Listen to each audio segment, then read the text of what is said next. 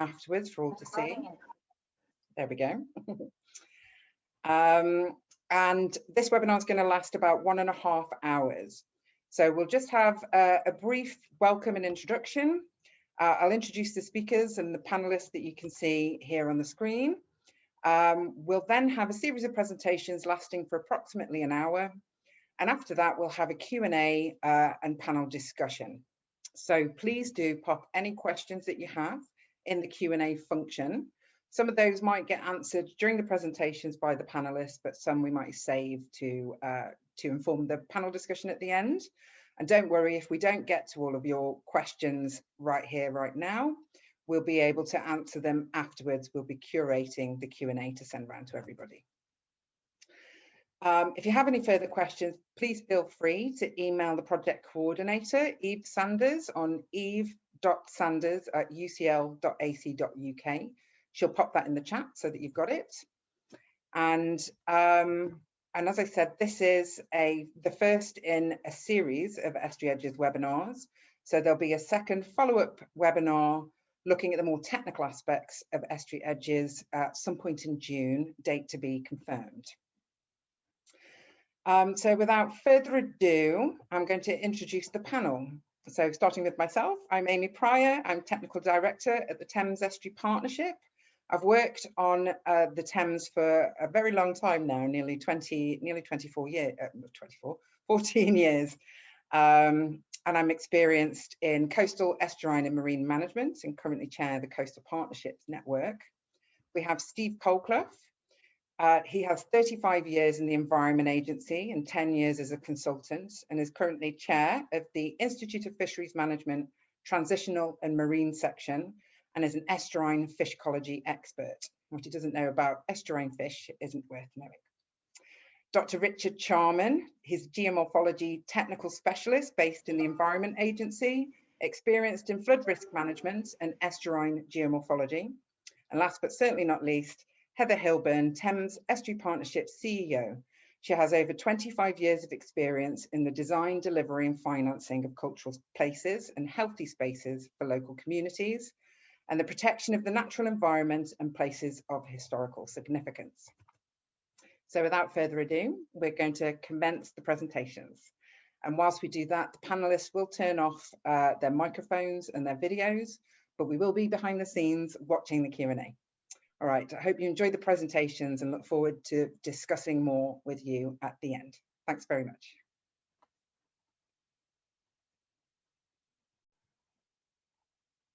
Good afternoon.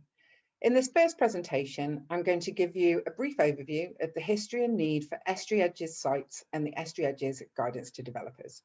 But first, a little bit of context.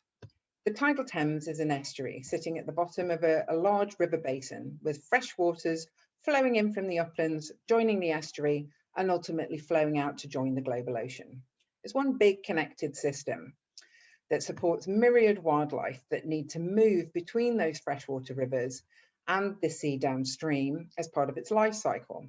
A wildlife superhighway, if you will, supporting habitats such as mudflats, intertidal foreshore, saltmarsh and reed beds, priority habitats in the UK.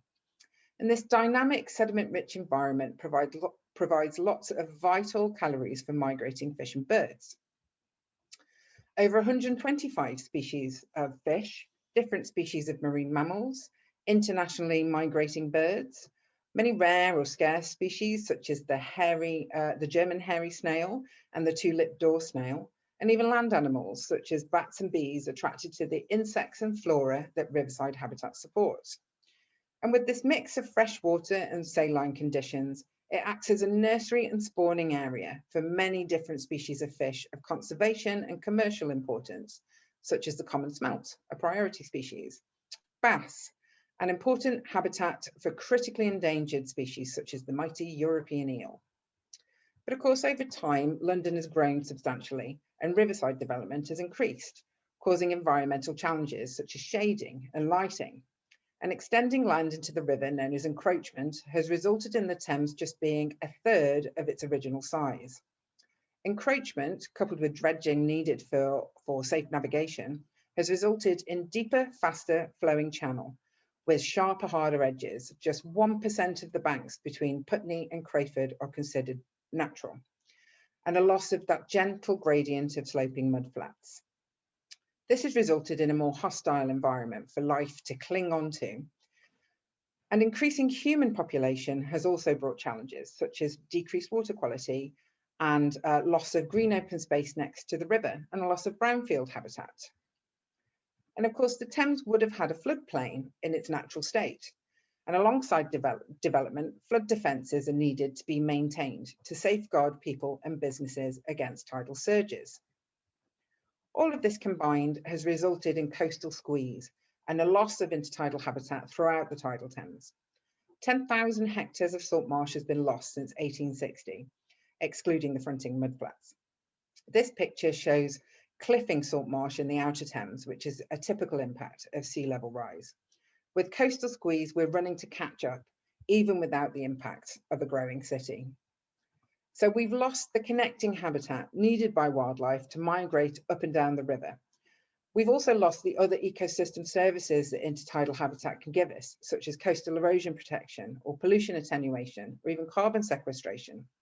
What we need to do is build back as much intertidal habitat as possible to create stepping stones or a string of pearls of habitat to connect the coastal and urban areas along the river in a way that protects and supports flood defence walls and the ongoing industrial working of the river, and also bring back some of those wider ecosystem services back into the city. And thus the Estuary Edges Guidance for Developers was born, a guide to the range of interventions that can be designed and delivered as part of riverside development to biomimic that natural intertidal habitat that we've lost. Most of the designs and findings were pulled together in the first edition of Estuary Edges, published in 2008, using case studies of sites that had been built to that date.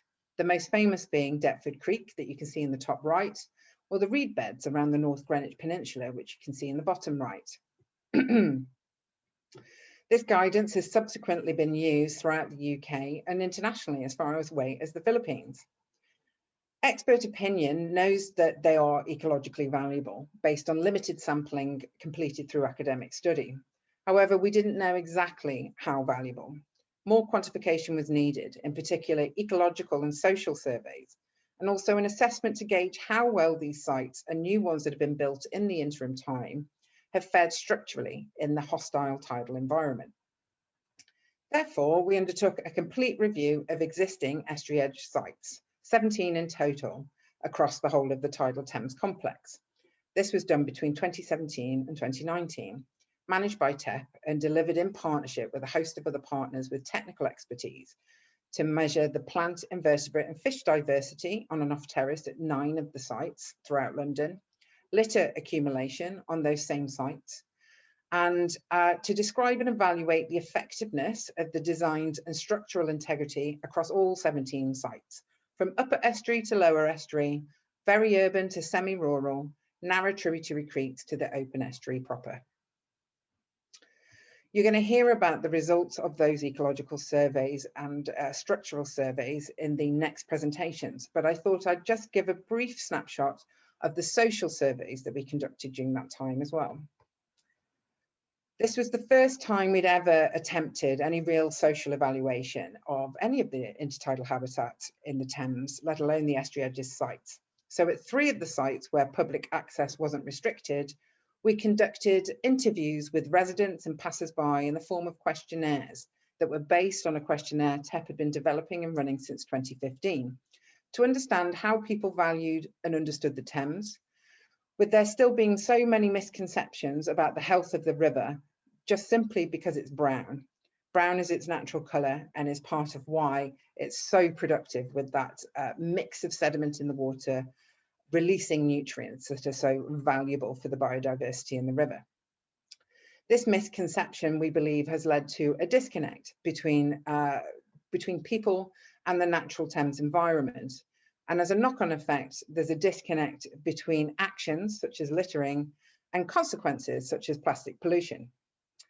These word clouds you can see on the screen is represented the words that people brought to mind when we asked them, what's the first word that comes to your mind when we say the word Thames? The one on the left-hand side represents the word at the beginning of the questionnaire, and the one on the bottom right shows the word at the end of the questionnaire. And what this highlights is a shift from pretty much negative at the beginning of the questionnaire to overwhelmingly positive at the end. This really highlights the power of education and interpretation in enabling people to understand their natural environment more and to feel a greater connection to it. So we're building on this with more Thames perception surveys in partnership with other organisations. The guidance was refreshed as an interactive website for easier use and be able to link between various different bits of the guidance. It was kindly supported, co-designed and delivered, and is hosted by the Port of London Authority. Over the course of the project, the Environment Agency and Tideway provided financial support and invaluable expertise. Thames Estuary Partnership project managed, and the Institute of Fisheries Management led on the ecological surveys in partnership with ZSL and independent botany expertise. Jacobs and Team 2100 provided time and kind to complete the engineering surveys. And many more organisations and individuals gave their time for an expert technical workshop to review all of the results from the surveys, review the previous guidance, and ultimately ended with this refresh in guidance and recommendations for the future.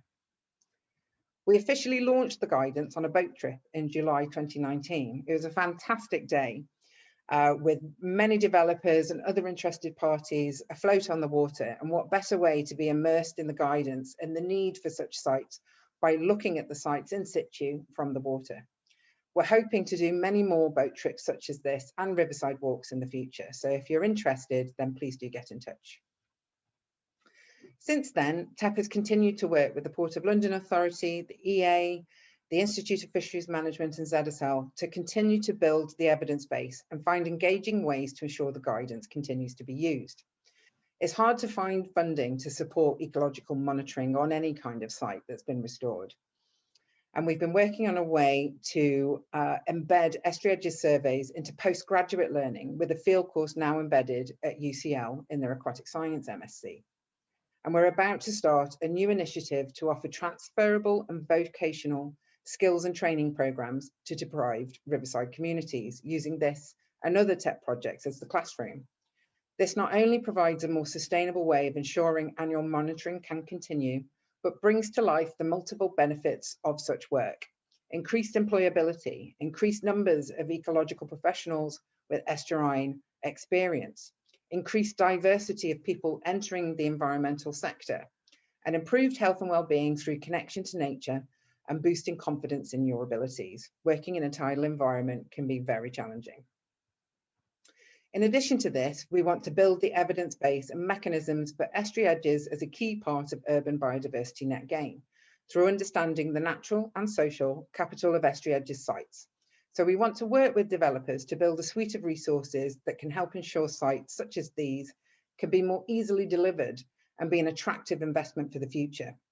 This webinar series is just the start of that and will be added into TEP's growing digital resource offer and be available on the Estuary Edges website.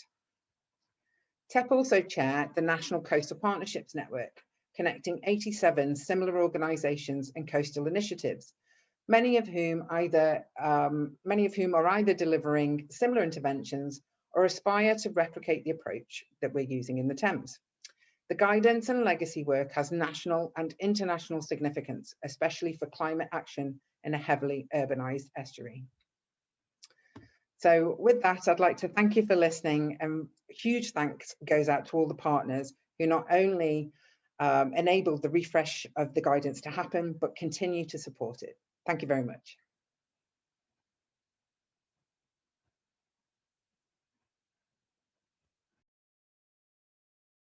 Hi, I'm Heather Hilburn. I'm participating in the Estuary Edges webinar today.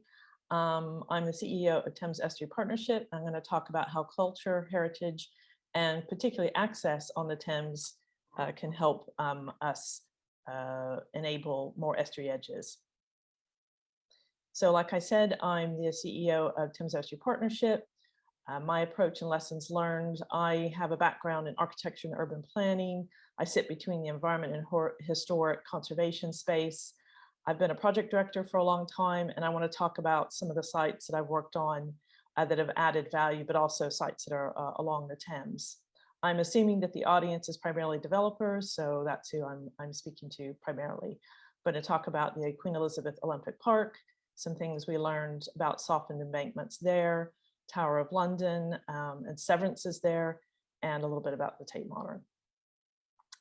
So there's 3 points of access that I want to talk about. One is reversing Severances and improving sightlines, access to audiences, both visitors and tenants, and then access to an early pre-planning process conversation, which is important to ensure that you've thought about and planned for your estuary edge opportunities. So first of all, we ask ourselves, well, what's the vision? What are we trying to do? And access to the river should equal high quality experiences, high quality places to live, and high quality access to health and well-being. This is a study done by PricewaterhouseCoopers, a cities of opportunity research, which looks at a number of global cities, and world-class cities have criteria in and of themselves, and you'll see that green space, environment, culture, leisure, also care for the elderly, and I would say after COVID, health and well-being is very high on the list as well. We have to assume that blue infrastructure is included in green space. So there are a few barriers to success I want to talk about in terms of the perception of the Thames. One is when we master plan, we tend to forget that the Thames is a living thing. We treat it like a building, we treat it, this happens when you are master planning, and it's really important to recognize that it's a complex ecosystem in and of itself early on.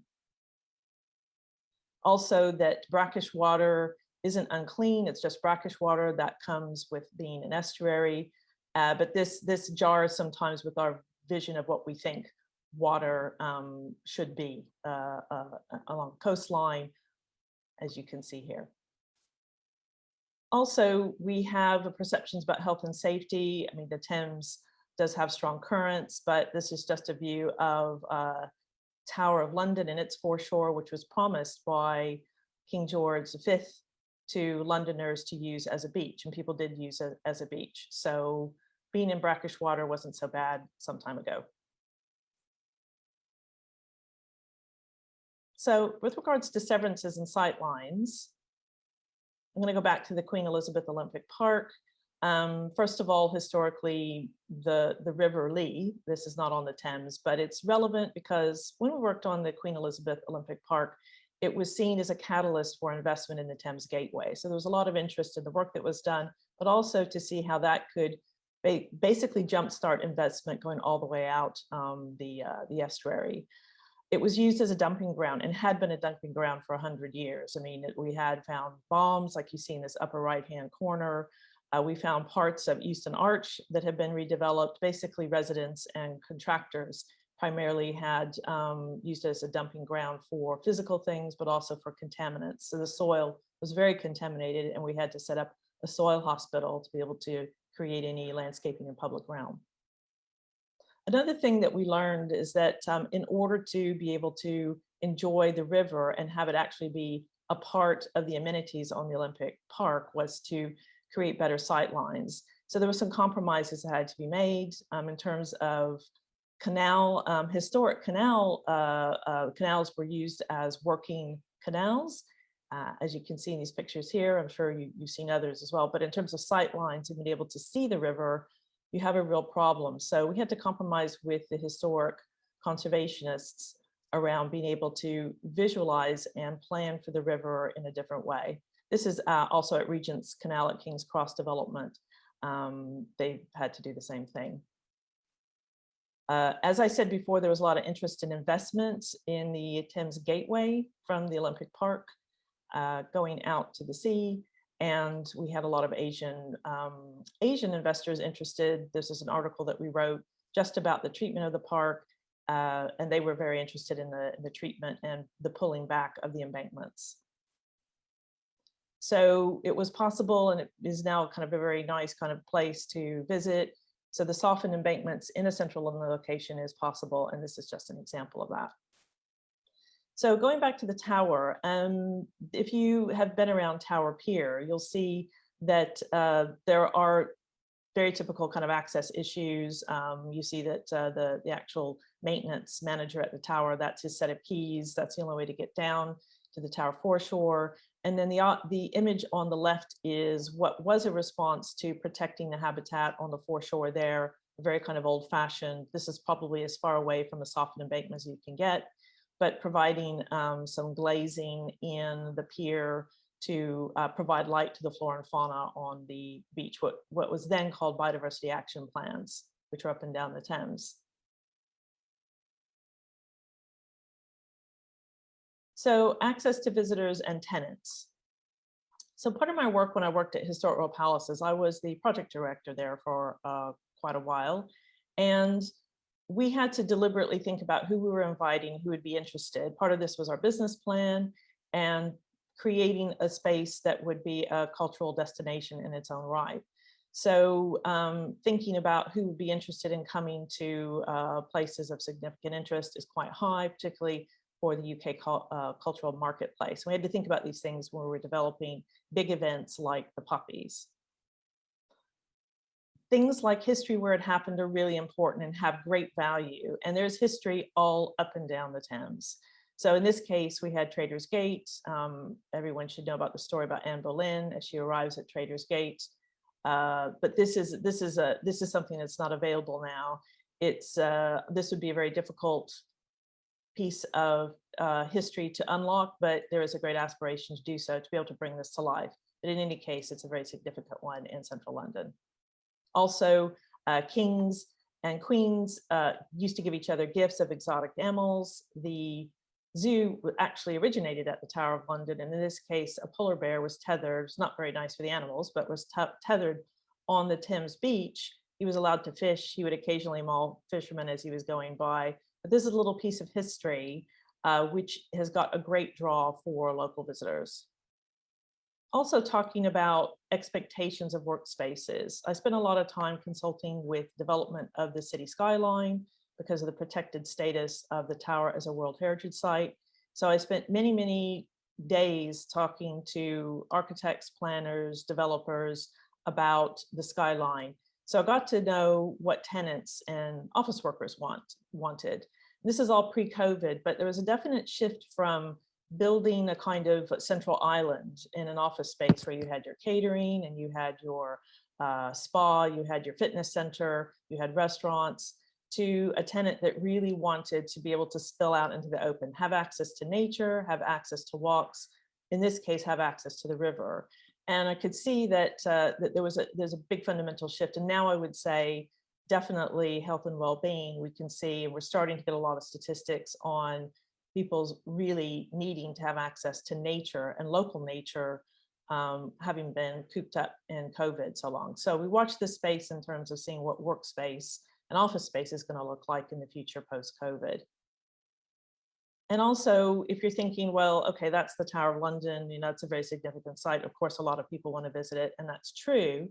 But you have to think that other places that are also very significant now, and the cultural quarter of London is Bankside. And the catalyst for that was the Tate Modern. And the Tate Modern was not significant culturally. And someone had to have an aspiration to open this up, turn it into an art exhibition space. And the original thinking around this was not to have an entrance on the Thames, but that came along with the Millennium Bridge. So we created an opening so that you had access to the river. And it is one of the only green spaces that you have in the cultural quarter, which is the Bankside. So the next access question I ask is early planning and before the planning process. And we're very well aware that what happens with planning is you have your options appraisals drawn up by your designer, by your architect, by your team. You get advice from a planning consultant, and because you have to visualize something early on so that you can present it and share your ideas. It's really important when you're talking about developing along blue infrastructure is to understand the complex nature of the river and what the opportunities are, like creating more estuary edges. So when you're going through the planning process, you've got to respond to the RIBA plan of work. You start with your strategic definition, typical project stages, all the way to use. So you should be asking yourself, does your designer have estuary edges guidance prior to mapping out early options? Do they know what they need to know? Is your planning consultant up to speed with the new Environment Act, which will probably come into play in 2023? And how's that going to impact your development plans? That's going to be new law, so you need to be aware of that. And then thinking about post-construction, are you going to be involved in your site long-term after completion? If you're a hotel, you definitely would be.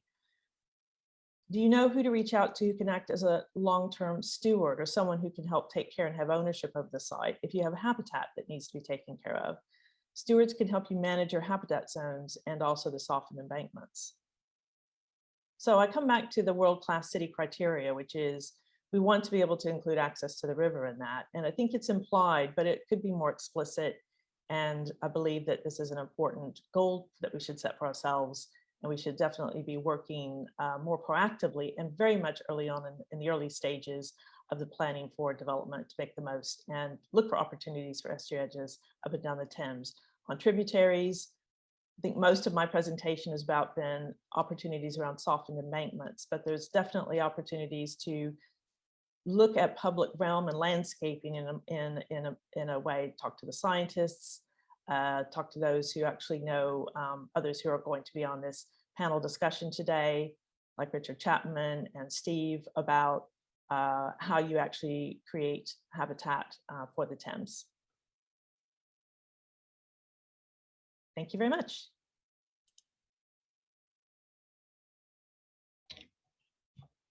Good afternoon. I'm a geomorphologist at the Environment Agency with a specialism in estuaries, which means I know all about how mud and gravel moves around in these dynamic and fascinating environments. Now, one thing that all estuary edge features include is the need to accrete fine cohesive mud in some way, shape or form. I'm going to spend the next 15 minutes going through the three classifications, the three design styles, which we've categorized estuary edge features into. And of course, they all include that need to accrete fine sediment.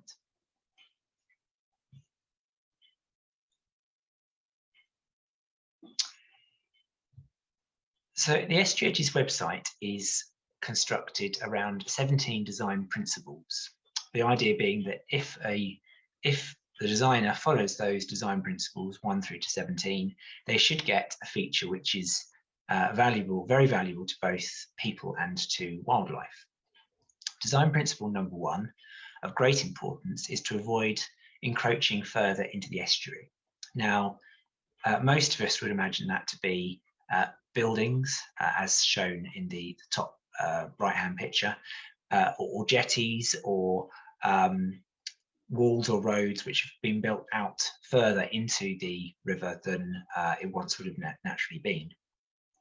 However, there is a temptation to build estuary edge features over the existing mudflats and gravel, and that's something we don't want to happen. We don't want to exchange the existing mudflat and gravel foreshore, which is valuable in its own right, by building upwards, removing space for water and replacing it with a vegetated version.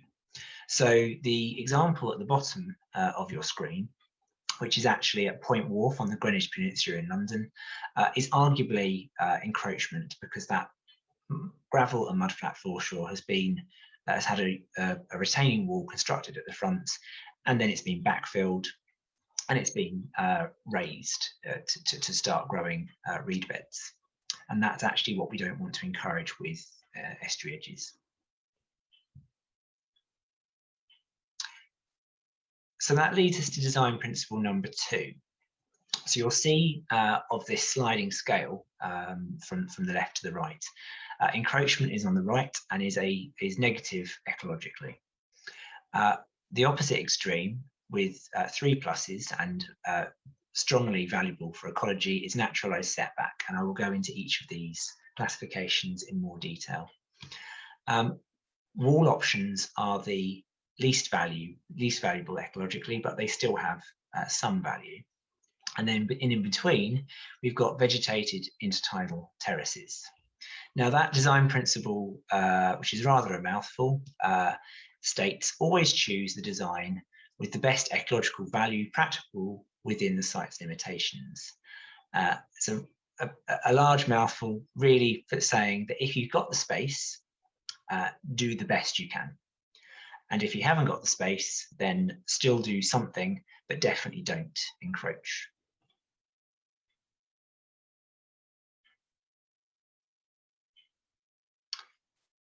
So I'm now going to go into more detail into each of those three classifications. So firstly, we've got naturalised setback. This is effectively a minor version of managed realignment, and it either includes excavation of high ground or previously land raised ground, or the knocking down of a raised concrete wall or sheet steel piles, and the reconstruction of a earth embankment slightly further back. And then the slope that goes between that former wall and the new earth embankment at the back is laid with brushwood fascines, which are there to help slow the runoff of water and get the accretion of fine sediment greater and faster than it would have done without them. They typically require tens of meters of space. So they'll typically be in suburban areas of a city rather than the densely urban centre. And therefore, on the Thames Estuary, we will typically see them in the East End of London, because that's where you're still in an estuary and you're getting out into locations where there's more parks, more open spaces, and more greenery. Their greatest advantage is they require the least engineering. So therefore, because there's only an earth embankment at the back and that brushwood gets covered up by sediment, you don't really need to inspect anything. You don't have to check for failures, or there are no walls to fall over. In our future webinar series, I will go into the design considerations with each of these. So the main design consideration with a naturalised setback is that if you're forming a creek, as you can see in the example in the top right-hand corner, the orientation of the mouth can increase the likelihood of trapping litter or decrease the chance of trapping litter, dependent on that orientation.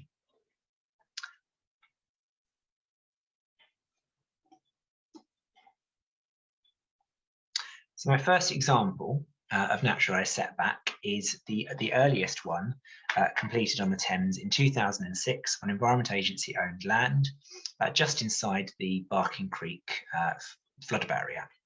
So it was an easy win because it was on Environment Agency owned land, and you can see in the bottom left hand corner the creek shortly after completion, and then in the bottom right hand corner how well it's vegetated. That's a recent aerial photograph.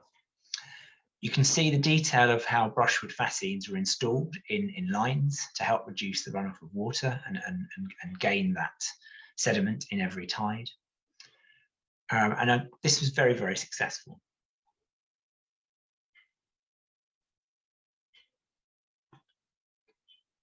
So based on that creek and how successful that creek was, another one has been created on the Barking Creek, which is the River Roding, just opposite from where our other example is. It's the same length of creek, very similar setup. Here, an earth embankment was reconstructed around the back, whereas actually at the Barking Barrier, it was high ground that was excavated into, and the same brushwood fascines were used in this example. This was completed in 2012 and is on Thames Water owned land at a nature reserve.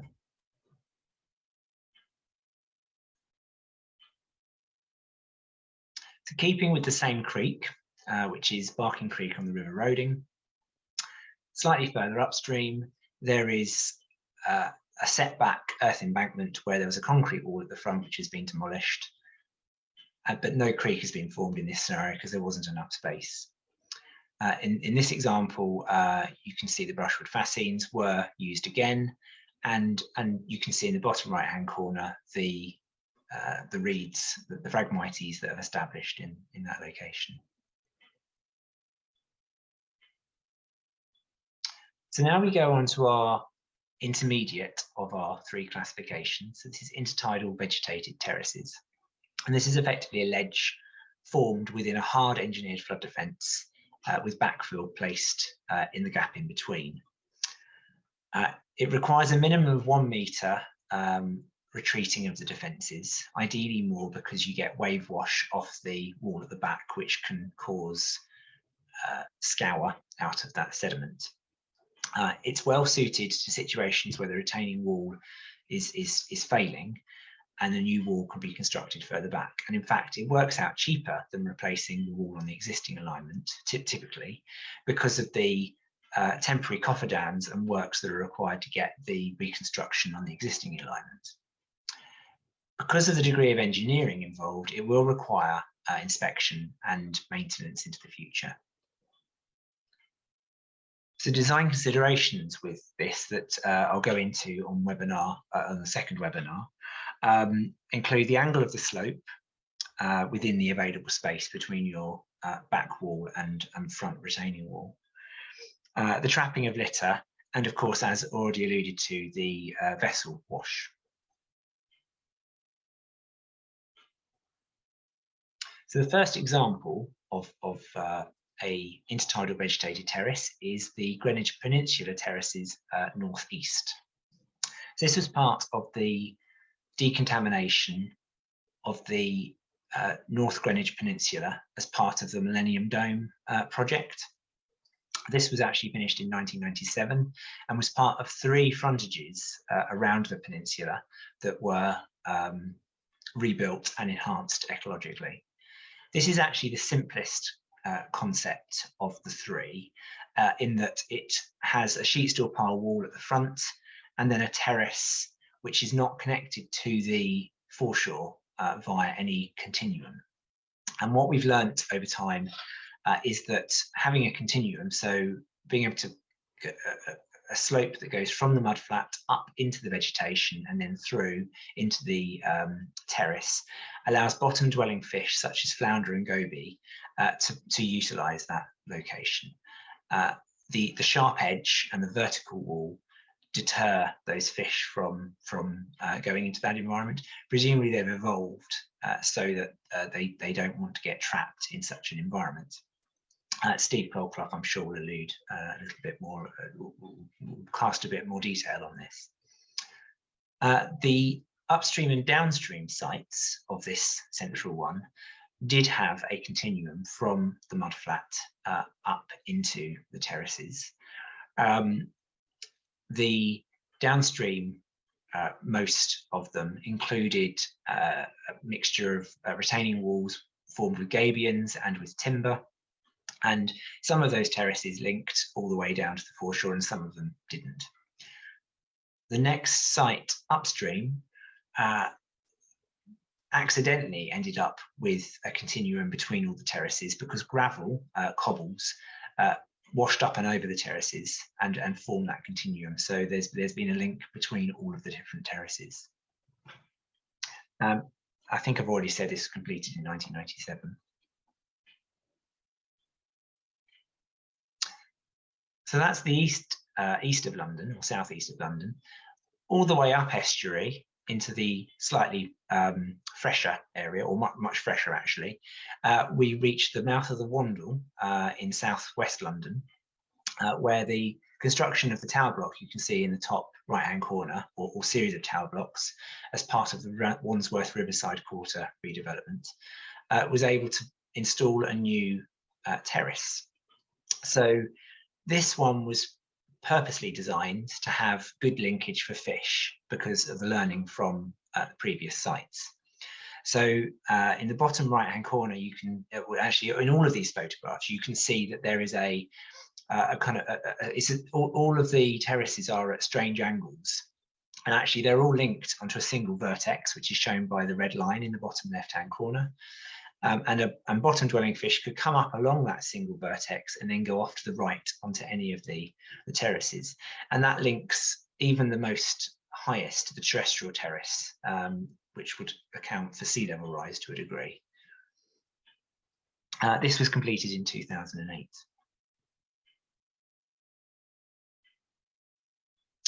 Going back east into more saline water, so not too far from the Greenwich Peninsula example, is Deptford Creek, which is the mouth of the River Ravensbourne. This has limited space, so therefore there is no continuum from the terrace down onto the mudflat.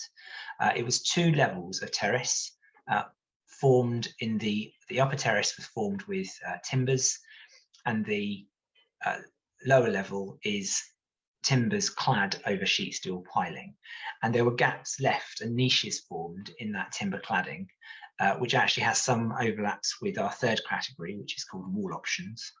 You can see, if my mouse pointer shows on your screen, that there are 3 or 4 holes purposely designed in this, where additional sediment will accrete and maybe plants will be able to establish. So this has worked really well, even in the restrictions of the lack of space. So that takes us on to wall options, our final category. So it's very simple. It's effectively bolting timbers onto walls. It could be brick walls, concrete walls, sheet steel pile walls, and then occasionally filling in the gap in between with gravel. Although in a recent scenario, we've recommended putting in brushwood as well, because it's slightly lighter. We know that this has the smallest value ecologically, but it will have some value. It doesn't require any retreat, so it's well suited to densely urban environments where space is at a premium, and or where the wall is already in good condition, so it doesn't, no one wants to knock it down. The timbers will require periodic replacement. They mustn't be treated. They must have, or at least some of them must biodegrade, and as they biodegrade, they contain algae and sediment will get integrated within them, and they'll have great value ecologically. Of course, that means eventually they will disappear, so there's a need to come back and replace them.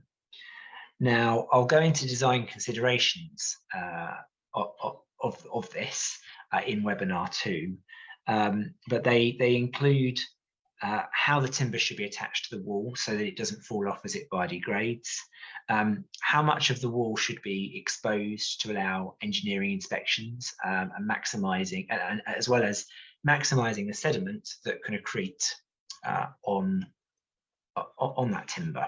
For example, horizontal timbers will typically accrete more sediment than vertical timbers.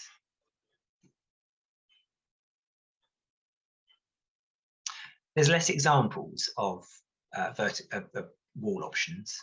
However, the ones that exist are very good. So again, we're back in Deptford Creek, where we know we have limited space available. That was the Thanet Wharf example, where we had the niches in the timbers. And this design is very forward-thinking. It includes a sand cliff at the top of the wall with a terrestrial terrace above it, and the idea that birds and bees will burrow into the wall and create a home. So it could be, for example, sand martins, and there is a particular type of bee which would live in this cliff.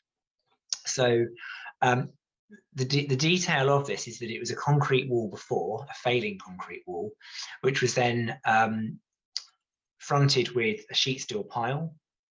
And then in front of the sheet steel piling, there was cladding, which you can see in the photograph on the left. And the gap was filled with gravel in between the two. There aren't any holes for inspections in this, which is a learning point, and I think we now have agreed that about 30% of the face needs to be exposed to allow for engineering inspections of whatever wall is behind. This was completed in 1997. So slightly further riverward, slightly further seaward, down Deptford Creek, that wall turns into this brick wall, and then the construction here was these timber troughs, which are filled with gravel. You could be likened to planters. The bottom level had these plastic strips added to help encourage sediment accretion as well. And again, that was completed in 1997.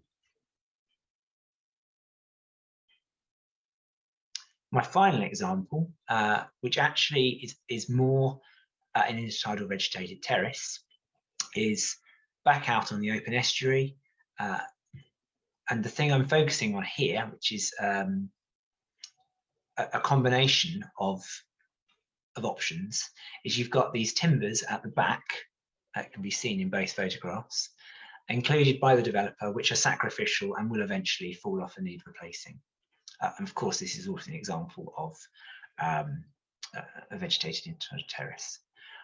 The photographs are courtesy of Salix, and that is at Riverside Gardens in Greenwich. And that was completed about 3 years ago, so about 2019. Any questions?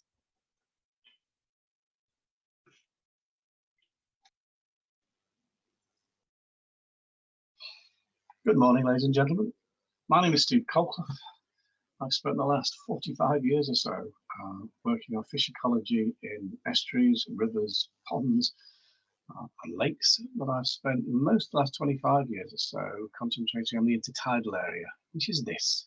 That's it. On the left is our original intertidal landscape around Western Europe, massive areas of salt marsh. Now, this doesn't seem to be much to do with estuary edges, but bear with me, it sets a wider precedent. So there we are, huge areas of salt marsh. Look at the shot on the right, this aerial shot. You get this mosaic of tiny little channels in there. This is absolutely typical of salt marsh. As the water comes in, it flows up through these channels very smoothly and slowly to the top of the marsh, and coming with it, we now know, are millions of tiny fish, simply floating up on the tide, getting as far as they can, feeding heavily and dropping back down again as the tide ebbs, without managing to get themselves stranded anywhere somehow. This process has been studied very well in the States. We're relatively new to it.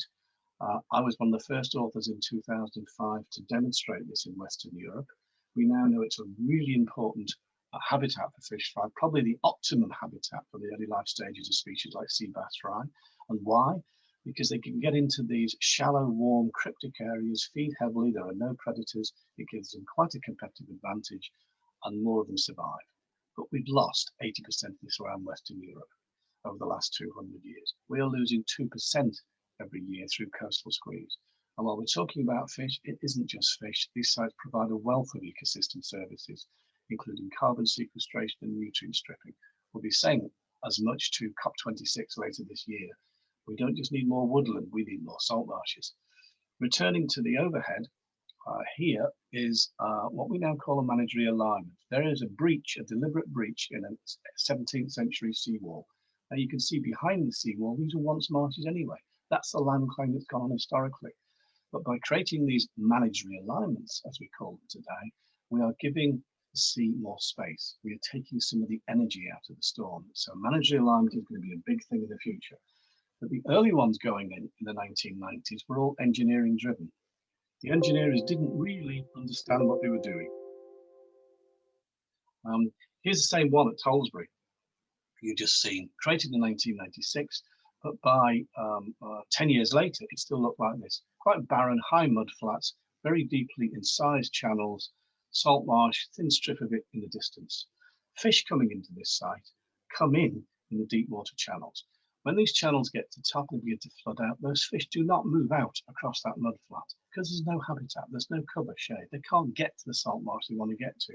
You've just limited those fish in the site design to those channels. By Abbott Hall 2003, also a site in Essex, we'd learned a lot. These are more shallow shaped channels. We create a mosaic of habitats all interconnected, one of which was a wheat field 2 years before this photograph was taken. Now it looks like Salicornia has been planted there, but that new growth is superb habitat for juvenile fish, invertebrates and birds. By 2008, we put some of our design experiences together into a paper to say we're starting to learn how to design these sites better. By 2019, we've taken that a lot further. We can now provide a lot of advice, and that's being fed into a new salt marsh manual developed as part of what's called the Rememory project, led by the Environment Agency and other bodies, to better design large-scale managerial alignments all over the country. Bringing that all down to the Thames now, and every other estuary, the lower part of our estuaries had these marshes as well. But here we are at Tower Bridge, that was 4 times as wide as it currently is in Roman times. That's 2,000 years of people just stealing a bit more for new land claim. Now we know that these intertidal margins are as productive as I've described, and a theoretical study in another estuary, the Forth in Scotland, showed that we probably lost 2/3 of the fish production capacity in that estuary over the last 200 years through land claim and sea defence works. Now map that across Western Europe, it's all the same. So it's not just about overfishing, we've lost all the nursery grounds as well. Now, in the 1990s, in the Environment Agency, we began to develop a policy of resisting encroachment and asking for no net loss of habitat, which is what Amy will have described as the genesis of Estuary Edges for you. Here's the first site we looked at. This is on the Greenwich Millennium Dome site. This site was put in 98 for the Millennium Exhibition. And here the wall was failing at this level here. So we persuaded the developer to cut it off at this line over 1,500 metres and terrace it backwards and upwards over 7 to 10 metres. We created a mosaic of different habitat shapes and forms. We did some planting. We were really intrigued to notice within 3 months that plants like the sea aster, a pioneer species, are coming in by itself. So if we get this nearly right, Mother Nature's going to help us. We also did some early fish surveys on these sites and showed that rather like a salt marsh, as soon as the tide comes over this edge, fish are streaming onto here to get into this vegetation. Lots of them. And at the time, this was the only piece of habitat of its form anywhere in this part of the estuary. So functionally, this was really important to fish at that time. As Amy will have described, we hadn't done any post-project appraisal work. So by 2017, we're getting in there and looking at a lot of these sites from various perspectives. I led the fish surveys together with colleagues from ZSL, and we went and studied a number of these sites. Now, this is the same Greenwich Millennium Terrace site, but much further away from the dome itself, which is up there. This is at the downstream end of the site. But here we have something of a natural slope behind this structure here, running up here and running back around there.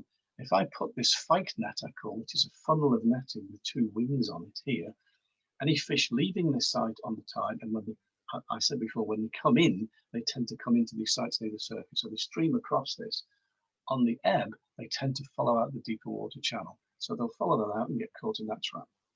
You can't quite do that in these dense areas of Phragmites. You don't want to damage the plants, but these are superb habitats for fish. What we have demonstrated, though, is that some species like a slope like this. They do not like a vertical face like that, more of which I'll describe in a minute. At Point Wharf, Greenwich, we have done a number of surveys here as part of Estuary Edges.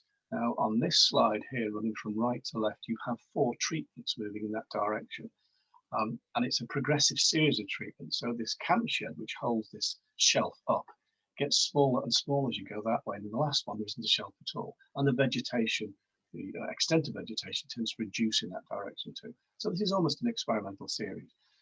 Right next to the site is a slipway. So we did some seine netting with a curtain of netting you'll see later here. And we put fish traps onto these structures above the camp sheds here.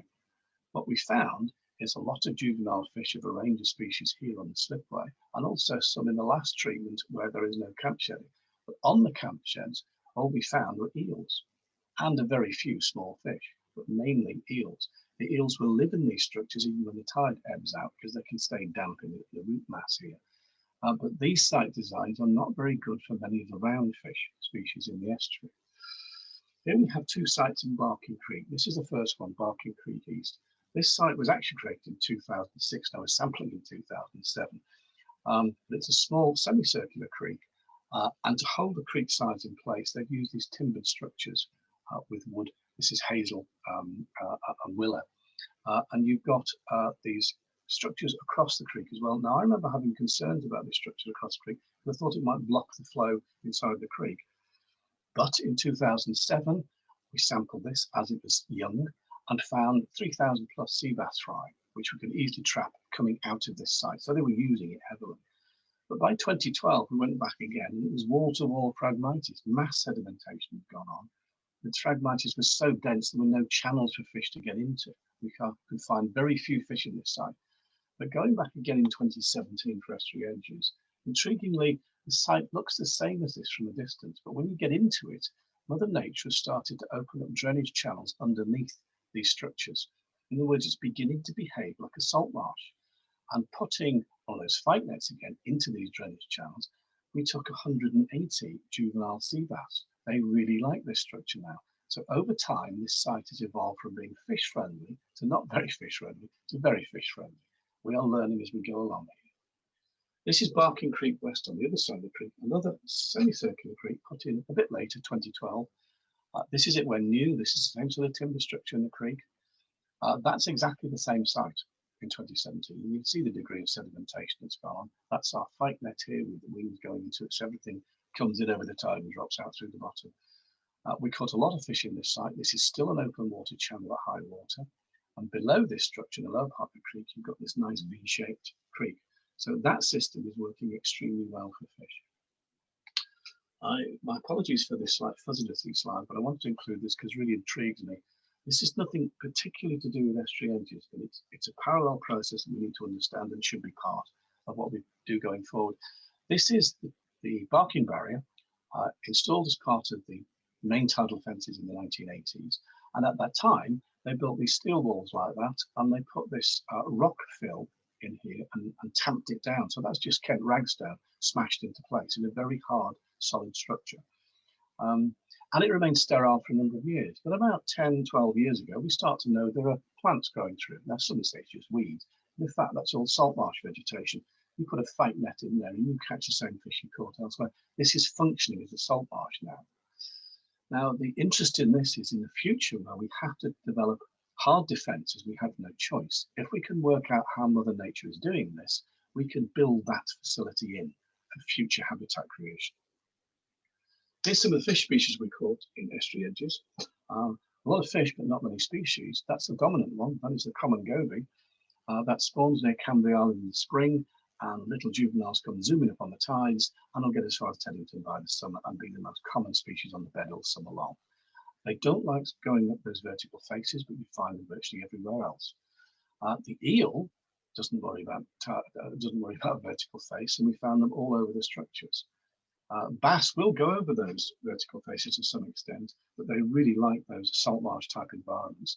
And those are the ones that we took in Barking Creek in one go, showing very good growth for the time of year as well. And here, just by contrast, is a young of the year thin-lip grey mullet. That was born probably only a month or so before that photograph was taken in September of 2017. Now, all of these species are using something called selective tidal stream transport, even at this size. This little fish is coming up on a flooding tide. When it senses the tide starts to ebb, it just gets out in the cider on the bottom and hides out the ebb and does it on the next flood. That's how all these fish, however big and small, are using tidal waters and habitats. When we talk about citizen science, I realised I didn't have a lot of good photographs from the original Estuary Edges project, but this will do. This is very similar. This is me as the Institute of Fisheries Management supporting Essex Wildlife Trust with the training of 20 volunteers who want to understand how to sample fish in these areas. We give these students some education first through some lectures on fish ecology and the constraints that apply and how and where to catch the fish and with what methods, and then we go and do it in the field. Now, this is high water at Leon Sea in a piece of salt marsh. There is this seine net I mentioned before, a curtain of netting that floats on the top, leads on the bottom, and here we are pulling it in. Very fine mesh, all knotless mesh, so it doesn't damage the fish. Here's another technique we use sometimes, we call it the intertidal net. That is only 1 millimeter micro mesh, 2 meters long. It's got leads on the bottom. You can use it as a miniature seine net in certain places. You can use it as a scoop between two people, or you could use it to block off a small channel as the water drains out. Very flexible method, very good for citizen scientists.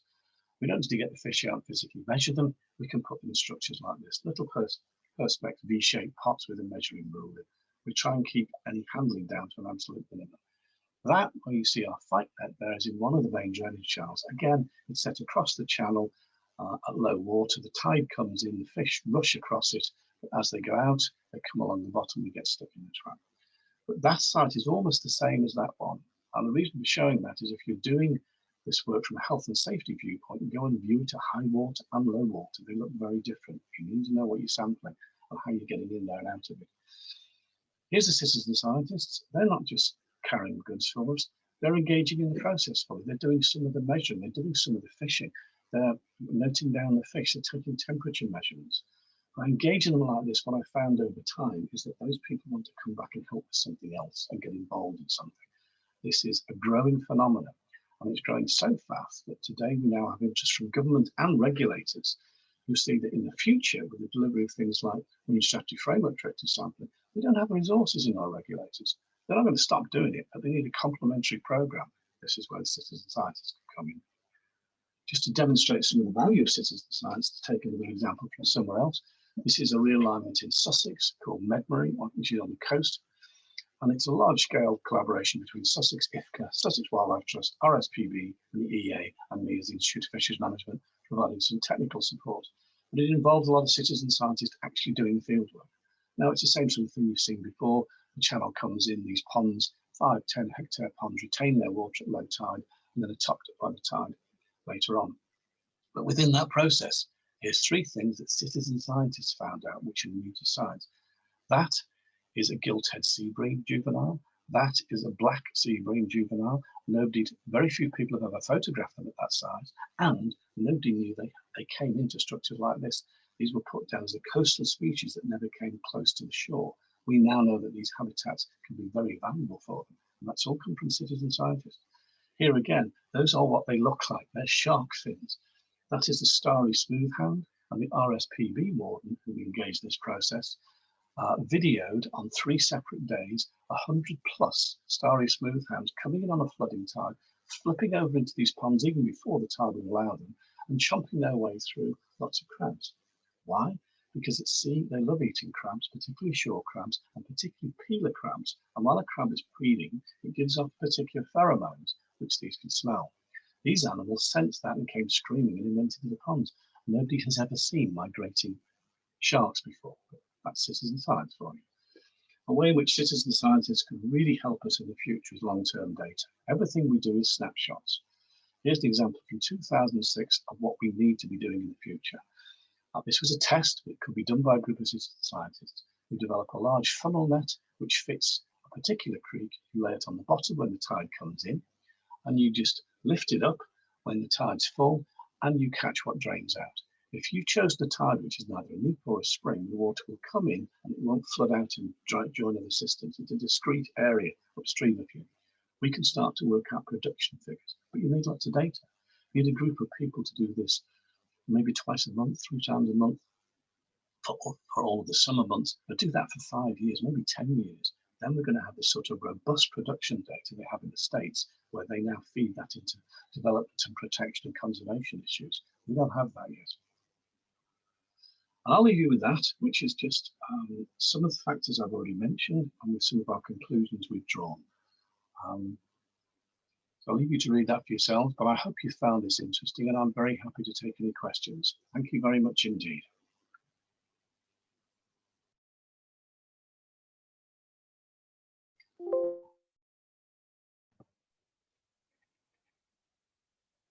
Okay, thank you very much. I hope you enjoyed those presentations and found them informative. We've had a few questions coming in, which is great. If anything occurs to you during the panel discussion, then please do pop them in the Q&A chat so that we can see them, or the Q&A function, sorry. And Eve is in the background making sure that we're clocking everything that comes in. So we're now going to have a little panel discussion, and I'd like to kick us off with one of the questions that came in. What do you see as the biggest challenge for implementing a site? So, Richard, can I hand over to you to answer that one? Yes, I think everyone's going to have something to say on this, and I think that Heather's response was that it was site by site specific, but my perspective from the Environment Agency is probably the biggest challenge is if we're talking about this being delivered by a redevelopment and a developer, then that the layout, the site layout, the road layout, the building layout, the drainage layout, that all being decided too early on. So sometimes we'll get, so the application comes through the local authority. The local authority takes that to the Environment Agency. It reaches us. We'll see the building layout and the road layout, and by then it's too late. Some of these estuary edge features will require daylight. They will require creeks. They require setback. They require footpaths. Some of the better designs have the freshwater site drainage actually going through the terraces and through the creeks. A creek that's very well set back is an ephemeral feature. It will fill in with sediment over time and it will disappear. So if you don't have freshwater drainage at the landward end, then your creek will go given time. That's fine if you've got money to throw at it to re-excavate it and lower it back down again. But if you want it to stay and reach an equilibrium, you need fresh water to be coming in at one end. So the site drainage is critical. So early master planning and early engagement with the Environment Agency, so we can work with you to get the best possible, would be probably the biggest challenge that I see. But I'd love to know what everyone else has got to say. Okay, Heather. Yeah, I think that Richard's right. I think the biggest barrier is trying to find Richard, someone like Richard to talk to and know that he's there and available. The problem is, Richard, if you had thousands of people flooding queries on this, that might become an issue. But I think there is in terms of when a developer hits a site, they always know these things. So I always say, well, who do developers normally go to? They normally go to architects or landscape architects and planning consultants, and make sure that the planning consultants, they have that, they know that this is that there is an opportunity, or at least there's a scope for that, because developers depend on those teams to give them the advice when they're looking and selecting sites, in my experience. So I think that actually ties in very neatly. Sorry, Heather, did you have something else to add? All right, okay, great. Just trying to lower my hand. I think that segues quite nicely into the first question we had, actually, which is, where do you find those skilled contractors, ecological engineers, to provide advice and design on implementation? And I think that ties into the first part of that question as well. How do you help third party? I know Kate Ansell very well from the Coastal Partnership Network, and she works in a coastal partnership. So third parties, third sector, who are trying to work with these kinds of interventions, these kinds of improvements are very costly. And not just the consents process is a bit confusing, but the cost of actually working with an ecological engineer can be prohibitive in the first place. So that was a bit of a jumbled question from me, but given the scale of the challenge, how would you break that down? Who's the best place to go to for that ecological design advice first, from a developer's point of view and also from a third sector point of view? Richard, maybe. So I know on the website we've suggested local, so stay with local knowledge, local seed banks, local people who have experienced building a small feature nearby will have the local experience. So having said that, there will be multinational companies as well who will have experience from other estuaries and other locations to do that. So we specifically aren't allowed to recommend anyone at the Environment Agency. I don't think other organisations are as they may be more. Other panelists here might be able to, but there are certain key companies who you will have seen mentioned in some of the presentations who would be able to help. Is there an equivalent of you in each of the EA regional areas, or are we very lucky at the Thames? Yes. Okay. So at the Environment Agency, there is a host of biodiversity officers and a couple of geomorphs who know about mud accretion, and there will be someone. So if you go to the Environment Agency, talk to their Sustainable Places team. They will do the planning advice, and then ask to speak to someone in the Fisheries, Biodiversity and Geomorphology team. They will be able to talk about the fish, the biodiversity, and the mud to cover all of those elements. So really, our first port of call, if we're ever discussing sites here from TEP's point of view, would be to come to you. So I would say to any kind of third sector organisation, certainly go to the EA team for advice, and the same for developers. As you've said before, I think you said in your presentation, you said just now, as early on as possible, make sure that all of those challenges can get ironed out, and the best intervention according to the environment you're working in can be. The first step, go to the website. So the idea with the 17 design principles, so design principle number 3, I think someone can catch me out here, is master planning. So lay out your site to get the master planning right. So by following those, because we try to get them in the order of the most importance.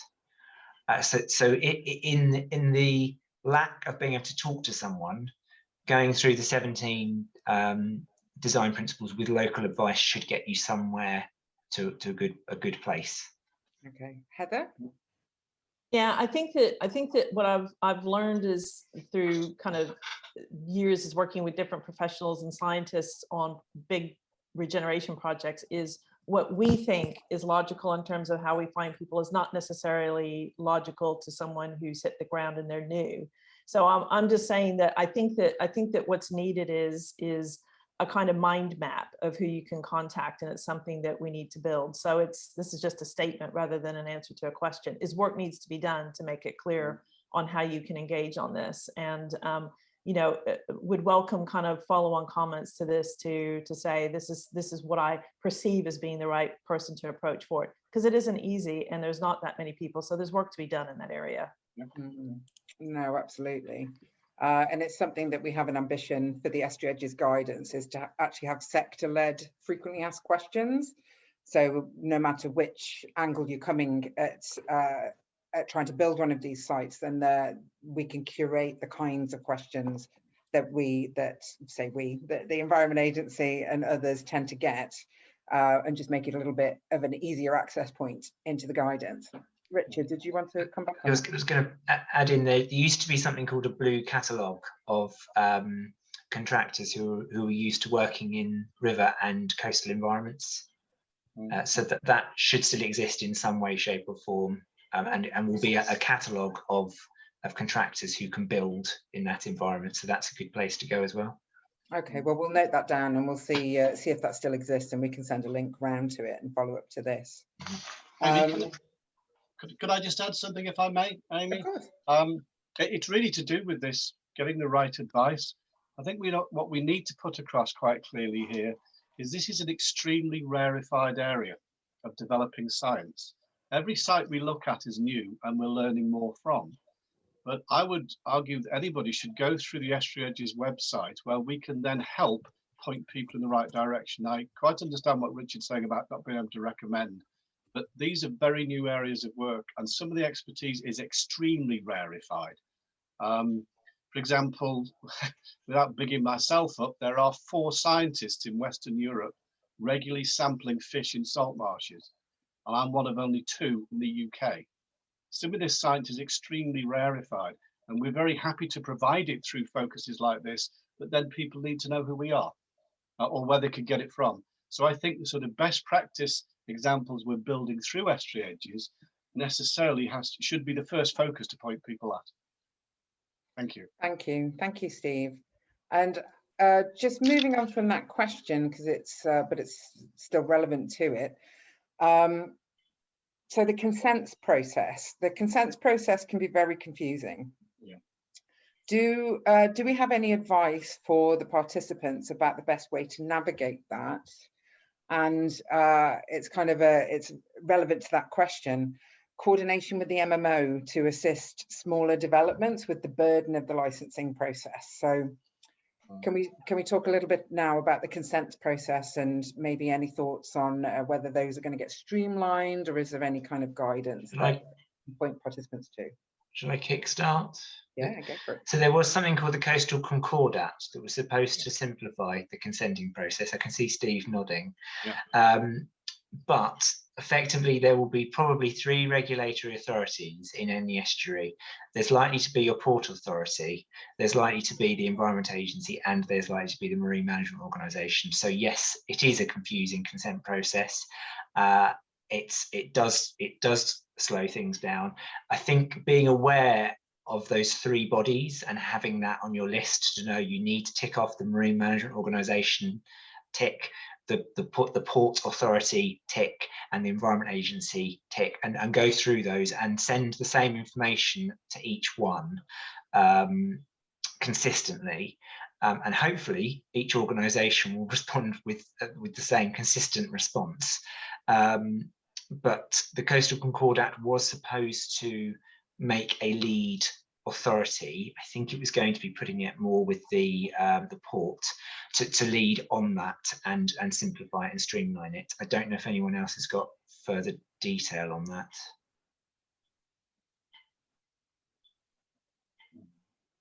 Don't think. Oh, Heather. Oh no, yeah, you're on mute, Heather. Sorry, I don't have further detail, but I think that a developer very much will go to the local authority firsthand. So I think that, you know, closing the loop between the 3 agencies that are involved with the permissions, but, you know, hopefully your local authority or would seek from the other panel members maybe to say, you know, who is best placed to kind of try to engage with, other than the planning process, which is quite rigid, actually. So it's a kind of scattershot. Get in touch with everyone, but I'm just commenting to say that the local authority should hopefully have some kind of guidance on, if you're going to do something like this, who you need to be in touch with before you submit your planning application. I've missed out a 4th body. So if you're working, so because we're used to working in urban London, we're not usually consulting with Natural England because the sites aren't protected to such a high degree. But if you're further out, for example, Kent, Essex, lowland marshes, then you might get Natural England and Ramsars and Triple SIs as well. So that would need to be another body. Thank you, anonymous attendee, who highlighted that. That was very useful. Yeah, we've had a few comments come through in the Q&A just saying there needs to be better guidance on navigating the consents process and better join up between the MMO, Natural England and the Environment Agency. So Richard, I think we've got to add that to the list of how we can improve the Estuary Edges online guidance, and we'll take that away, and hopefully that will be part and parcel of the work that we carry on doing. So Amy, could I just add that Richard mentioned about the Concordat? Some of these bodies involved in consents are aware of how confusing it is. So I happen to know the PLA at the moment are trying to address their own internal processes to make them smoother, and then make the links with the other regulators better on behalf of the customer. So those are people we need to be talking to within Estuary Edges as well, just to make sure we can help blend them together for the good of the audience, basically. Okay, I'm going to move us on from the consents and planning, because there are a couple of other interesting questions in here. So we have one about the City of London. They've been approached to gauge their interest, and actually what this struck a chord for me was that certainly in the Thames we have a lot of heritage status walls, so they wouldn't actually be allowed to put up some of the interventions. But Heather, you have a burning answer to this. Oh, you're on mute.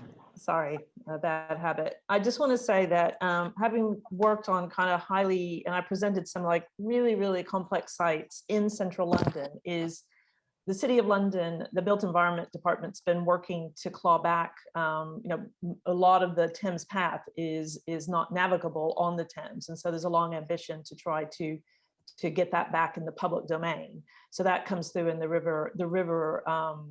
Thames strategy, which is an ongoing, they update quite regularly, which goes into the London plan. But having worked on one of the most complex and most difficult sites in the UK in terms of heritage, very much protected, it's always worth asking the question, because what happens in central London, and I'm putting my hand up to say this is a bit of my soapbox, it's always worth trying to ask why not? Because what happens in central London is like, it's too difficult, X, Y, and Z is going to happen because there's so many restrictions, and then nothing gets done. So I'm just going to, it's a little bit of a soapbox, apologies for that, but it's very important to not forget the central part of London in terms of trying to make sure there is access to the river, because it's seen as being too complex, too expensive, so we're not going to bother doing it. And I would say that for heritage as well, which is the reason why I put up the softened embankments on the Olympic Park. There are there's some vertical timbers in some places on those heritage walls, which are effectively to prevent boats from bashing themselves against the heritage walls, and that is probably my understanding of the limit of what we could influence. And as those timbers age, they have biodiversity value. Okay, thank you. So just moving on to the last question, and then I'm afraid we're going to have to wrap it up. Is there any benefit to floating island habitats? For instance, using Salix quoir, I can never know how to pronounce that word. Quoir, thank you, rolls around the edges of pontoons used for vessel moorings. Surge Cooperative are very interested in this. And I know that there are some, we discussed this at length, Richard, when we were going through the guidance refresh as to how appropriate it is and how they would function in a fast-flowing tidal environment. So do you want to tell us a little bit about your thoughts around the floating island interventions? So they are perfect for static water heights. So for example, the London docks, or the Liverpool docks, where you've got concreted walls that you don't want to adapt.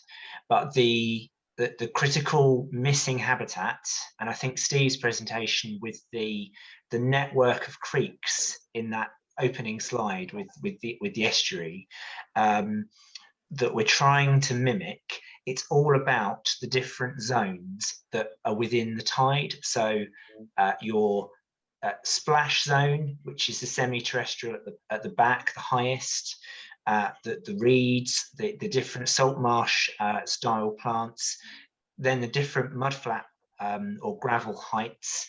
You won't get that in a floating one, because the floating habitat will go up with the tide and come back down. It won't get revealed. So the plants and invertebrates that live in those spaces are used to being exposed by the tide and having fresh air, and covered by the tide and having water over them.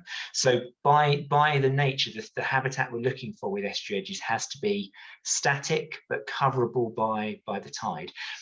That doesn't mean that if you've got a site 3 meters further back beyond our estuary edge in the terrestrial, that it's a dock or a freshwater wetland, that it wouldn't be perfect for a floating style one.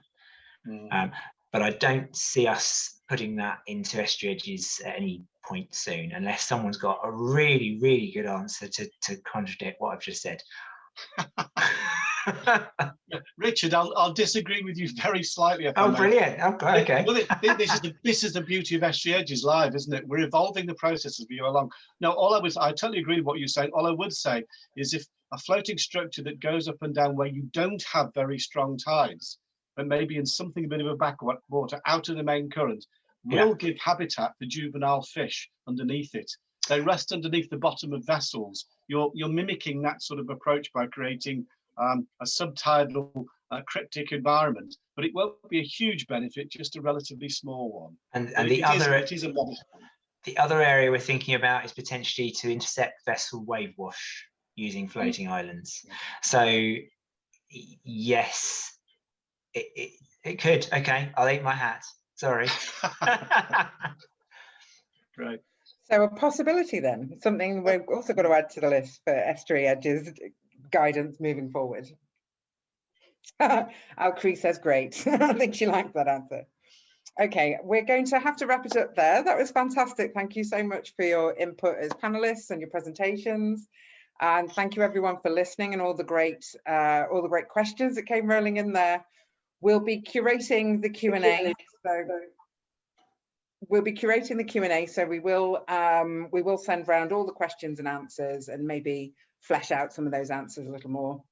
And please do have a look at the Estuary Edges guidance on the website. If you have any more questions, feel free to get in touch, because we're always looking for ways to improve it, and we do have a lot of work in the pipeline on how to do that, particularly around sector-led frequently asked questions. So if you do have any questions, then please do get in touch.